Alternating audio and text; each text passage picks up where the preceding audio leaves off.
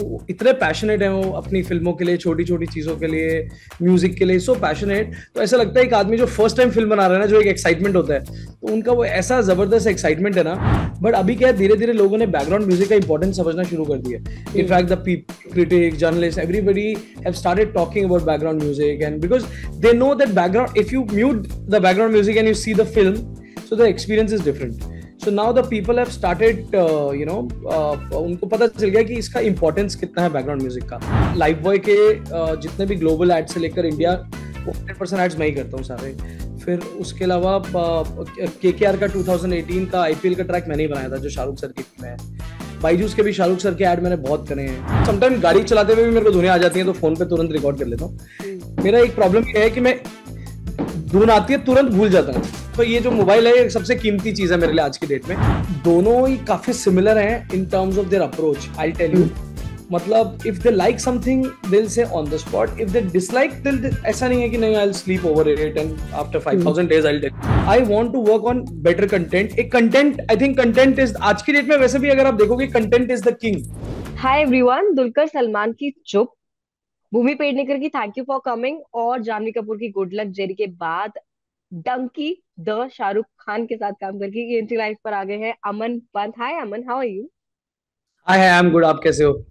मैं बहुत अच्छी हूँ। First of all tell me, कैसा लग रहा है? शाहरुख खान के साथ काम कर लेते हैं तो फिर कैसा फील आता है? I think it's like a dream come true. और जिनकी फिल्में हम देख के बड़े हुए हैं, बॉलीवुड का जो रोमांस, इमोशन, और आज उन्हीं के ऊपर म्यूजिक बनाने का मौका मिल रहा है, उन्हीं की फिल्म के लिए म्यूजिक बनाने का मौका मिल रहा है। So I think nothing better than that. You talk to Shahrukh? मुलाकात हुई उनसे एक दो बारी, during the process only. I met him okay, couple of time. आओगे। एंड हाउस राजकुमार हिरानी, क्या स्टाइल है उनका वर्किंग का? सी, उनका स्टाइल वही है जो मेरे को लगता है कि बिकॉज इतने पैशनेट हैं वो अपनी फिल्मों के लिए, छोटी छोटी चीजों के लिए, म्यूजिक के लिए, सो पैशनेट। तो ऐसा लगता है एक आदमी जो फर्स्ट टाइम फिल्म बना रहा है ना, जो एक एक्साइटमेंट होता है, तो उनका वो ऐसा जबरदस्त एक्साइटमेंट है ना। सो वो क्या होता है, अगर आपका डायरेक्टर एक्साइटेड है तो आप भी एक्साइट हो जाते हो। So hmm. Keeps the full team excited about it. And तो और आपका मन करता है कि नहीं यार, मैं और मेहनत करके और अच्छा काम करूंगा, तो वो आई थिंक ये उनकी खासियत है सर की। और वैसे भी राजकुमार हिरानी सर 4-5 साल में एक ऐसा मास्टरपीस बनाते हैं तो like with whole energy, I think. Yes yes, and this is also a masterpiece, लोगों को बहुत पसंद आ रही है। एंड आई बिलीव बहुत अच्छी लगेगी डेफिनेटली, मैंने सबको। आज सुबह फर्स्ट शो देखा है तो आई तो loved it. I love Dunki. और या। एंड टेल मी, ये ना स्टार्ट कैसे हुआ म्यूजिक कंपोजिंग? क्योंकि मैंने ये देखा है, मम्मी पापा का प्रेशर तो होता है भाई डॉक्टर इंजीनियर बन जाओ। ज्यादा से ज्यादा बच्चा आ जाता है कि चलो नहीं, मैंने गिटार बजाना है या सिंगर बनना है या एक्टर बनना है, लेकिन म्यूजिक को कंपोज करना है, ये how how it started? See actually बचपन से शौक तो था ही, म्यूजिक का शौक था वो। आई थिंक इनबॉर्न ही होता है कुछ ना, आपको रहता है शौक। और आई थिंक ये काफी जल्दी क्लैरिटी आ गई थी मेरे को कि मुझे म्यूजिक कंपोजर बनना है। मैं गाने बनाने लग गया था बहुत जल्दी। When I was in 9th standard I started composing. फिर म्यूजिक सीखना भी शुरू कर दिया। एंड मैं, since I am from advertising background, तो मैंने अपने पहले एड का म्यूजिक करा था जब मैं 19 साल का था। So okay. I started very early. What ad it was? It was for Crayons advertising, Delhi में एक एडवर्टाइजिंग एजेंसी है, उसका कोहिनूर बासमती चावल का एड था, मुझे याद है। Okay. And so I did it. That was my first ad. I did it in 2008. So it's like 15 years now.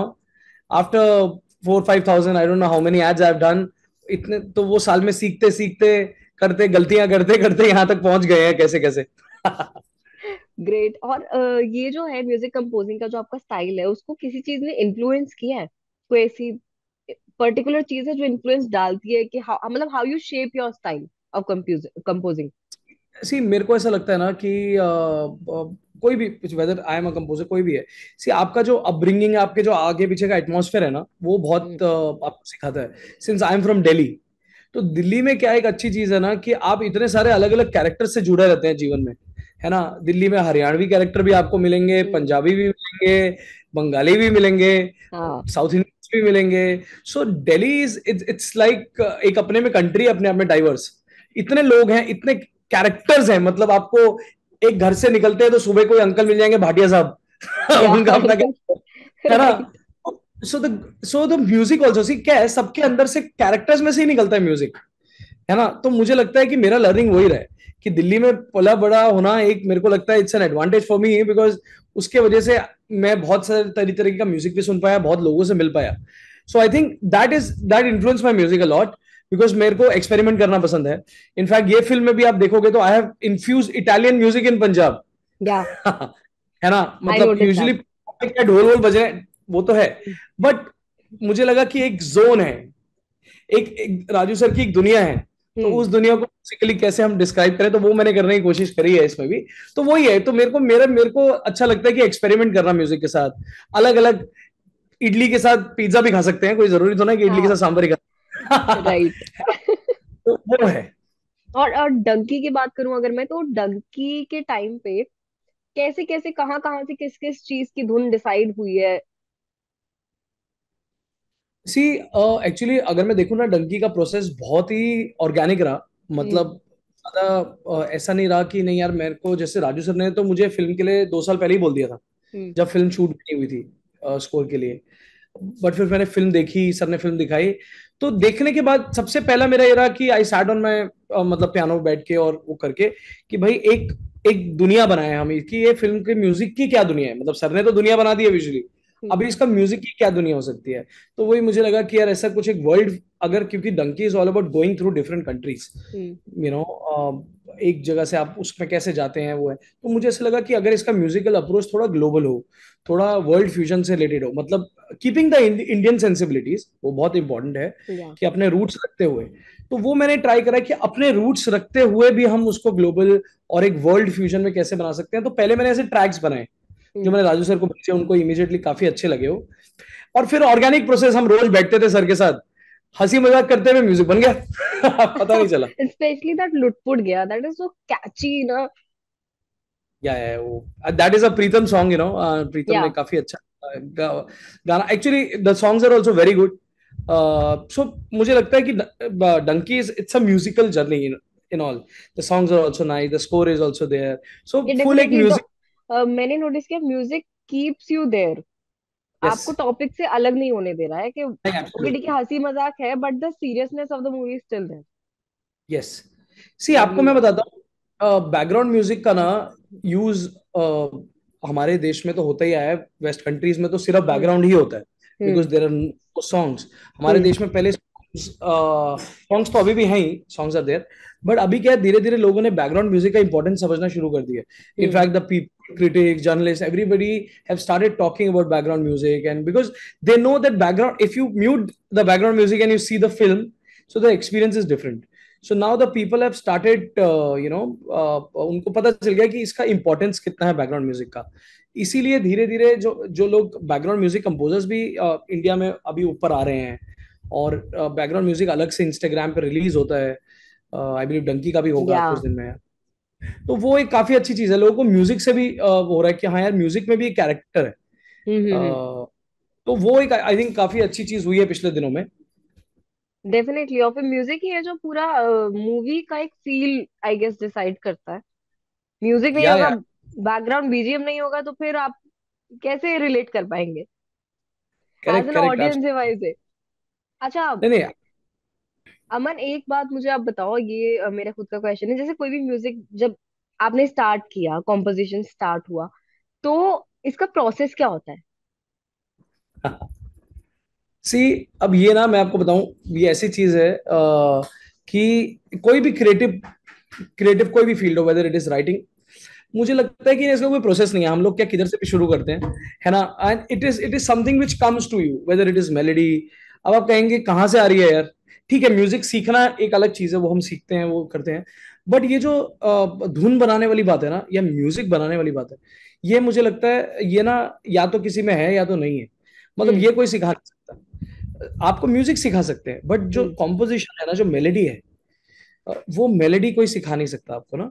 वो आई थिंक वो इट्स अ गॉड गिफ्ट, वो एक भगवान की देन है ना। जैसे अभी मैंने विजुअल देखा तो मेरे को सडनली कोई मेलेडी क्लिक हो गई। हाँ। जैसे आपने अगर एंड तक फिल्म देखी है तो उसमें एंड स्क्रॉल में एक म्यूजिक आता है जो विक्की का थीम म्यूजिक भी है, हम्म।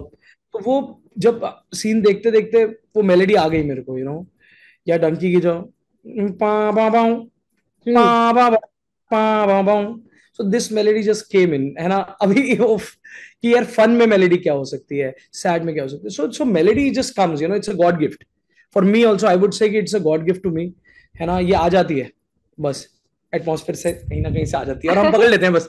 तो हमारा काम है कैच करना। या राइट, या आई एग्री विद यू। और आपका खुद का कोई प्रेफर्ड स्टाइल या जॉनरा होता है, या फिर हर बार कुछ एक्सपेरिमेंट करना अच्छा लगता है? नहीं, आप देखें, अगर मतलब मैं actually I was doing advertising for last 15 years, मैं हम्म। आपको बताऊं, हम्म। मैंने में इतना सीखते हुए, क्योंकि इतने अलग अलग तरीके के जॉनर्स मैंने एक्सपेरिमेंट करे हैं एडवर्टाइजिंग में, तो वो चीज़ है। तो बेसिकली क्या है कि वो उसके वजह से ना मेरे को कुछ नया नया करने का, अभी आप अगर पिछले साल भी देखें, चुप मैंने करी, वो एक हम्म। बिल्कुल ही साइको थ्रिलर, उसका या। एक म्यूजिक जोन। फिर मैंने गन्स एंड गुलाब्स करी राजन डीके के लिए, अगर आप वो देखेंगे, it was a full 70 spaghetti, western spaghetti retro, उसका एक एक स्कोरिंग स्टाइल, गाने का स्टाइल बिल्कुल अलग था। हम्म। फिर मैंने जेरी करी, उसका भी फन था बट एक अलग तरीके का फन था, it was more Punjabi electronic oriented music, hmm. है ना। तो अगर मैं अपनी ही फिल्म में देखूंगा तो मेरे को मन करता है यार, अभी I am doing Raj and DK's next called Citadel, okay. Amazon Prime पे आने वाला है, it's Varun Dhawan and Samantha in it, ओ। पे भी काम कर रहा हूँ।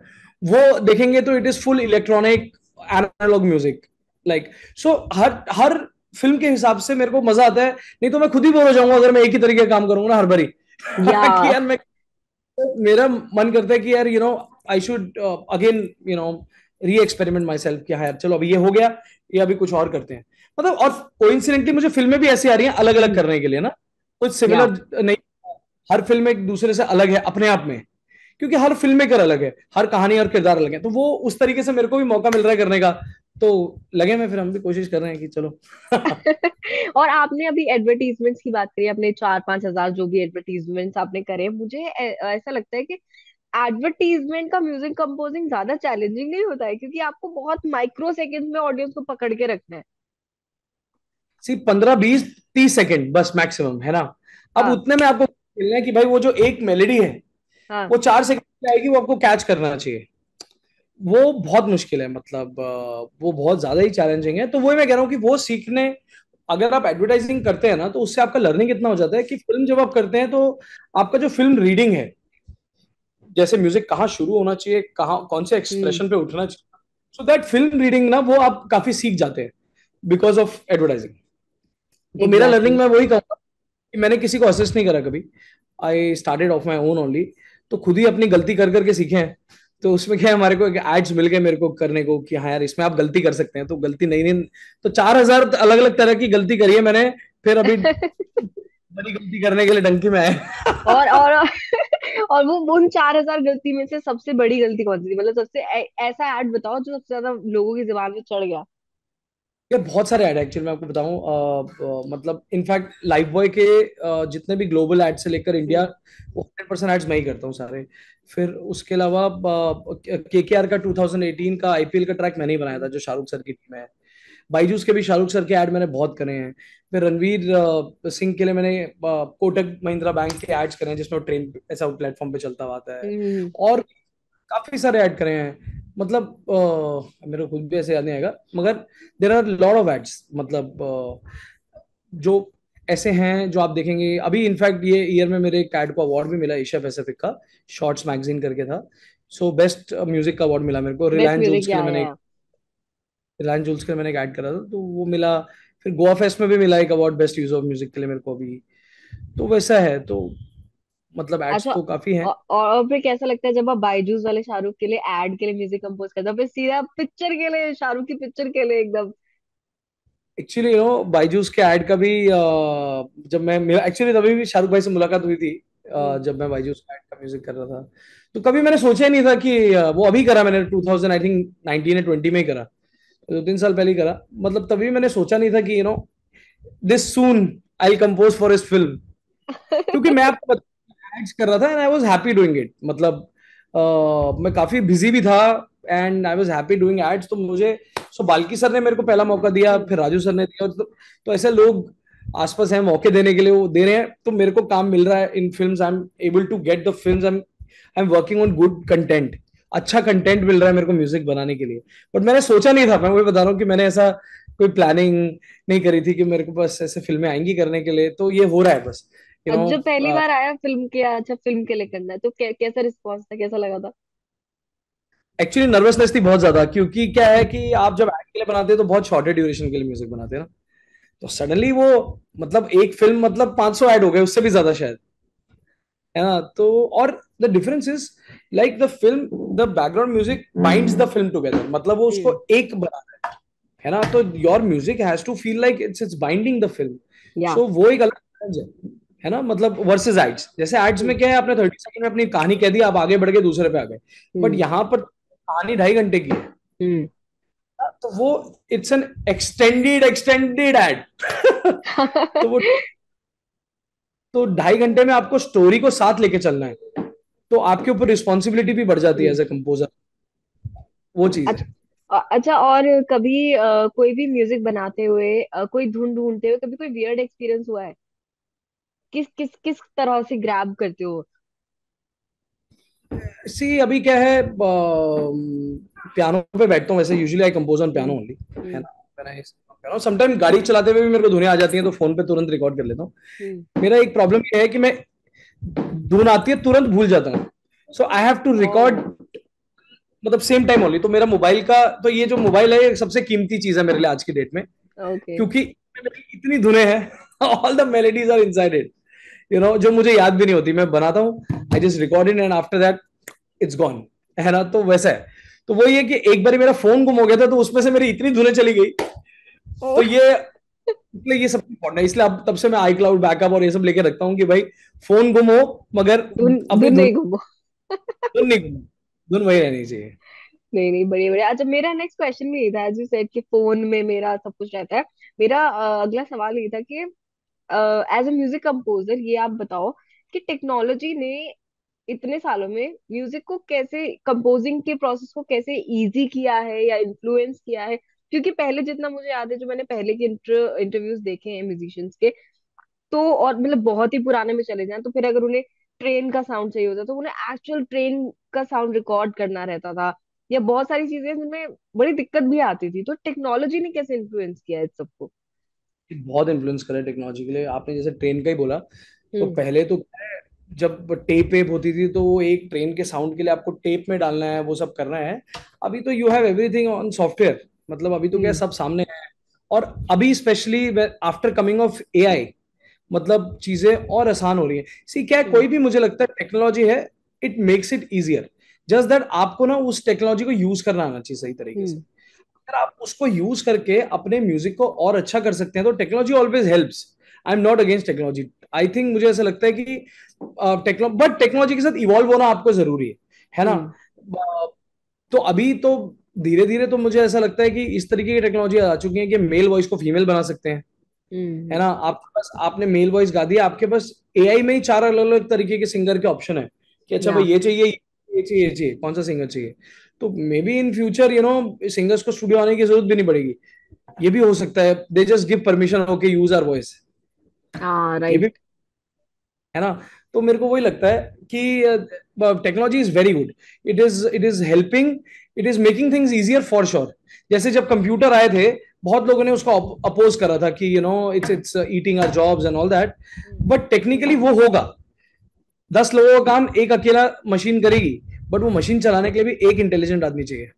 मशीन अपने आप या। से नहीं चलेगी। तो exactly. It see always kill mediocre. जो मीडियोकर लोग हैं ना, या जो एवरेज ही जीवन में कर रहे हैं, उनको वो किल करेगा जरूर, है ना। बट अगर आप उसको, क्योंकि हाँ, मशीन कभी भी अपने आप से नहीं चल रही, मशीन को चलाने के लिए चाहिए एक इंटेलिजेंट आदमी। तो या। बस आपको थोड़ा इंटेलिजेंट पड़ेगा, और कुछ नहीं है ना। आपको उसको चलाना पड़ेगा, उसको you have to learn it, you have to know how to use it properly in your own creations, just that.